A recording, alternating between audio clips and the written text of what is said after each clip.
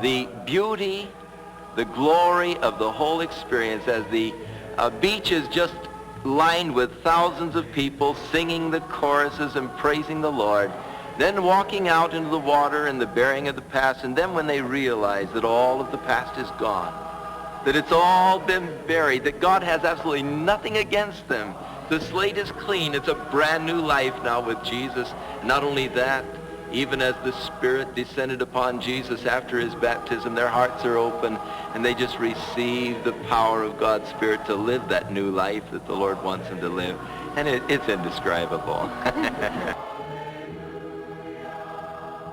Keeper of the stars,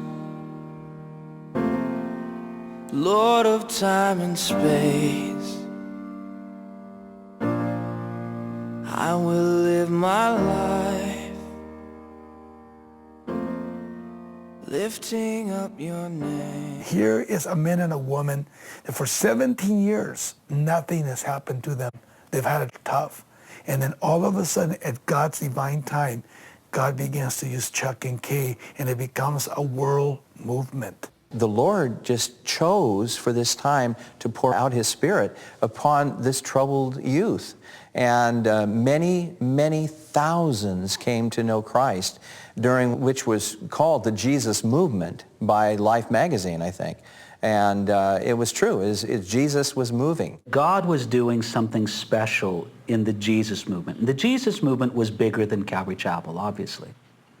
But God had such a unique role for Pastor Chuck and Calvary Chapel to play in that.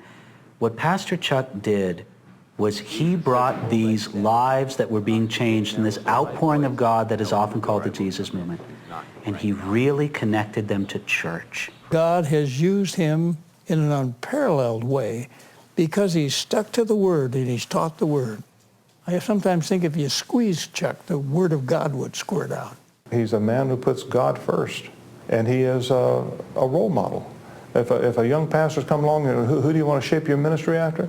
Shape it after Chuck Smith, you won't go wrong. One day, as I was sitting in the little church on Sunflower in Greenville, this group of hippies or guys came in, and they said, we're musicians, and the Lord has given us, we all accepted the Lord here, last week, and the Lord's giving us some Christian music, and we'd like to share it here if we could.